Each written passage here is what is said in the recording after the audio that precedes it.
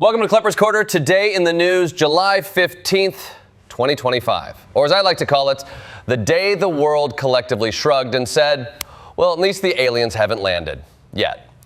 Let's dive into the swirling vortex of headlines, politics, economics, and enough Supreme Court drama to make Scalia spin so fast you could power a Tesla. Segment 1, inflation still hotter than your uncle's barbecue opinions.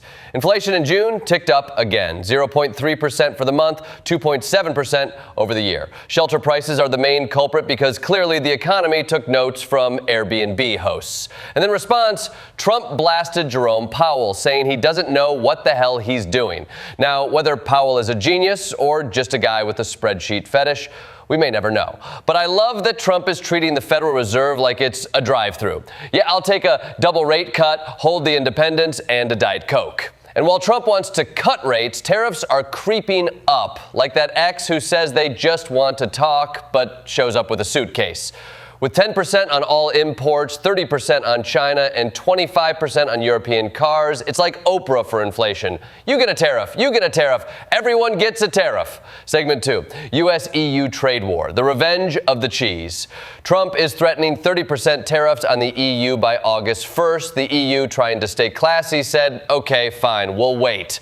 But we've got 72 billion euros in bourbon and medical devices aimed right at you. This is how global diplomacy works now. Economic chicken. Germany's finance minister Lars Klingbeil said everyone will lose, which is pretty bold considering he's clearly never watched a Fast and Furious movie. You don't win by driving safely. It's like watching two toddlers fight over a toy truck, except the truck is global GDP. Segment 3, Putin, tariffs, and NATO's Secret Santa program. Trump gave Russia a 50-day ultimatum to cease fire in Ukraine or face 100% tariffs.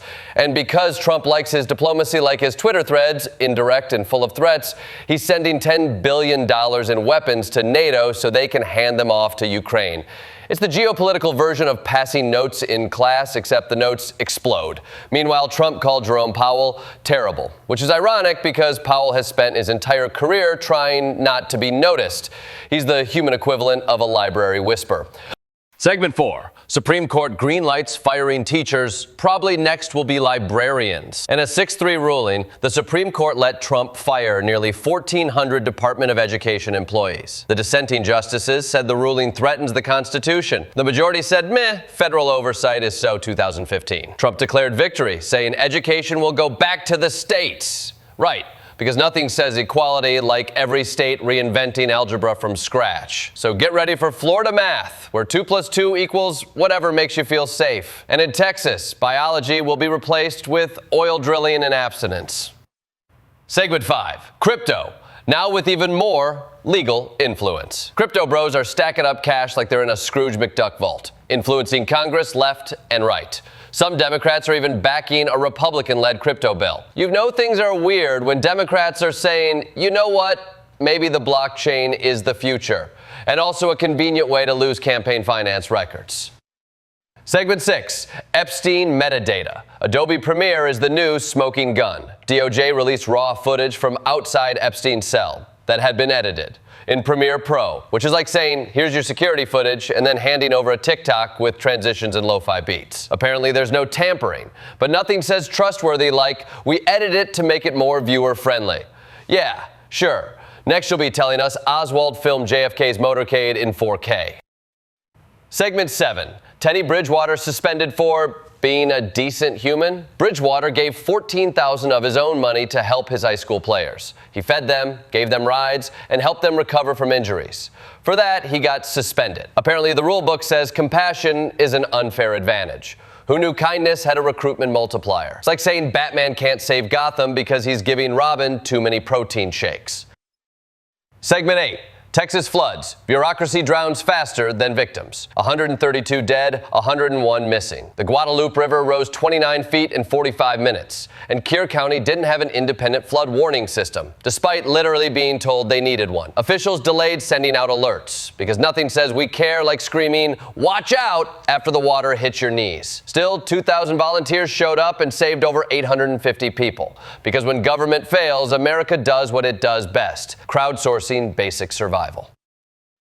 Segment 9, Westinghouse plus Google equals robo-nuclear plants. Westinghouse and Google Cloud are teaming up to build reactors using AI. They're calling their platform Bertha, because nothing screams precision engineering like naming your nuclear AI after your aunt who bakes banana bread. With this partnership, we might finally get reliable nuclear power, or an AI-generated meltdown playlist. Either way, it's more consistent than the Texas power grid.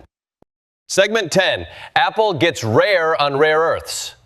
Apple is investing $500 million in rare earth magnets because why just mine your customer data when you can mine your own supply chain? They're building a recycling plant too because nothing says corporate responsibility like melting down your old AirPods to make new ones that still lose sound in the left ear. Segment 11, Gaza, famine, fire, and failure. Nearly 900 people killed trying to get food. Israel shelled a Gaza aid site with 2 killed and 9 injured. The UN says children are dying from hunger. This isn't war. This is weaponized starvation. The IDF is investigating whether an explosion that killed 3 of its soldiers was Hamas or their own shell. Meanwhile, homes in the West Bank are being bulldozed like someone clicked select all delete.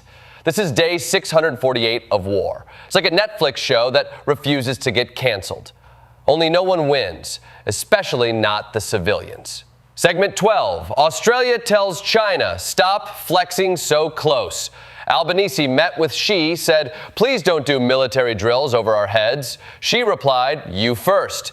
They danced around Taiwan, skipped over the port of Darwin lease, and agreed to revisit their free trade agreement. Meanwhile, Aussie journalists had footage deleted by Chinese officials. So yes, they had a productive meeting, if your definition of productive includes mutual passive aggression and deleted press freedom. Segment 13, viral moments in the first family fashion show. Melania's outfit trended on X, and Trump awkwardly handled a trophy at the FIFA Club World Cup, because nothing screams international prestige like your president going viral for losing a grip on both foreign relations and the actual trophy. And that's it for July 15th, 2025, a day when inflation burned, floods raged, courts restructured, wars escalated, and AI tried to save the world. While Twitter asked, was Melania's belt too much? Stay tuned, stay skeptical, and stay dry, America. See you next time on Klepper's Corner.